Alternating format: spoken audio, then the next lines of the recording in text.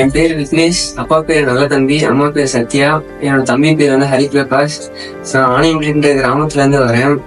நான் 11th 12th வந்து state board Raghavendra தான் படித்தேன். அதுக்கப்புறம் 12th முடிச்சதுக்கு அப்புறமேட்டுக்கு எனக்கு வந்து இன்ஜினியரிங் போகலான்ற ஐடியாவில் இருந்தேன். அந்த ரீச் அகாடமிலேருந்து வந்து இந்த மாதிரி நீட் கிராஷ் கோர்ஸ் வந்து அப்ரோச் பண்ணாங்க. அதுக்கப்புறமேட்டு நான் கிராஷ் கோர்ஸ் பண்ணேன். அது முடிச்சதுக்கு அப்புறம் தான் எனக்கு நீட்டை பற்றின ஒரு ஐடியா கிடைச்சிது. அதுக்கப்புறமேட்டுக்கு ரீச் அகாடமிலே நான் வந்து ரிப்பீட் பண்ணேன். அப்போ வந்து ரீச் அகாடமி வந்து நிறைய மோட்டிவேட் பண்ணாங்க.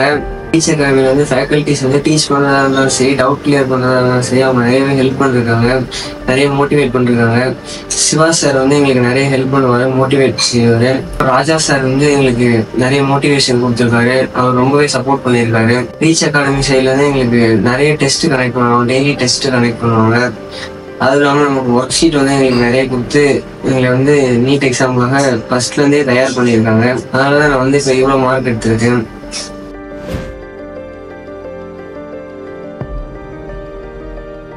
ரீச் அகாடமி இல்லைன்னா இப்போ வந்து நான் காலேஜில் வந்து ஏதாச்சும் ஒரு கோர்ஸ் வந்து இப்போ படிச்சுட்டு இருப்பேன். ரீச் அகாடமி இருந்ததுனால தான் இப்போ வந்து நான் நீட்லேயே வந்து 587 எடுத்திருக்கேன். ஜேஇயில் வந்து நான் 98% ஸ்கோர் பண்ணியிருக்கேன். எனக்கு வந்து NIT திருச்சியில் வந்து சீட் வந்து அலாட் பண்ணியிருக்காங்க. அதே மாதிரி நீட்ல வந்து நான் வந்து ஆல் இண்டியா கம்யூனிட்டி ரேங்க்ல வந்து 898 ரேங்க் வந்திருக்கேன். அதுக்கு ரீச் அகாடமி தான் காரணம்.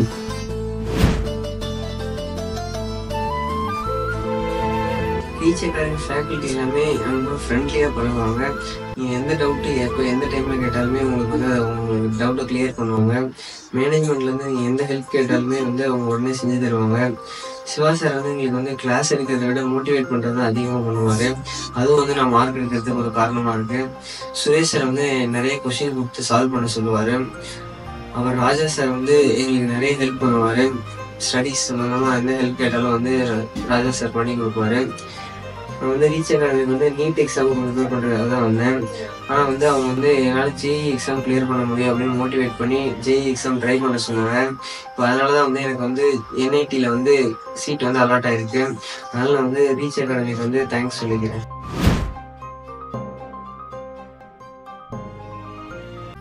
நீங்கள் நீட் எக்ஸாம் எழுதணும் அப்படின்னு முடிவு பண்ணிட்டீங்கன்னா நீங்கள் வந்து கண்டிப்பாக ரீச் அகாடமியில் சேரலாம். ஏன்னா வந்து எனக்கு நீட்டை பற்றி ஐடியாவே இல்லை. ஆனால் நான் இப்போ என்னையே வந்து 587 எடுக்க வச்சுருக்காங்க. ஜேஇயில் வந்து 98% ஸ்கோர் பண்ண வச்சுருக்காங்க. ரீச் அகாடமி உங்களையும் கண்டிப்பாக வந்து டாக்டர் ஆக்கிடுவாங்க. ரீச் அகாடமிலேருந்து உங்களை வந்து டே 1லேருந்தே மானிட்டர் பண்ணுறாங்க. நீங்கள் பண்ணுற மிஸ்டேக்கை கண்டுபிடிச்சி அதுக்கான சொல்யூஷனையும் அவங்க வந்து உங்களுக்கு கொடுக்குறாங்க.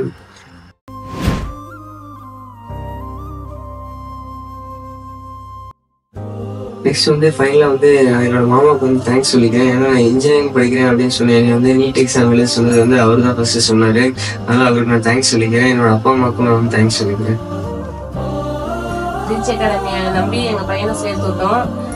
ரீச் அகாடமி மட்டும் இல்லைனாக்கா என் பையனை வந்து வேற ஏதாவது ஒரு காலேஜில் சேர்த்து விட்டுருக்கோம்.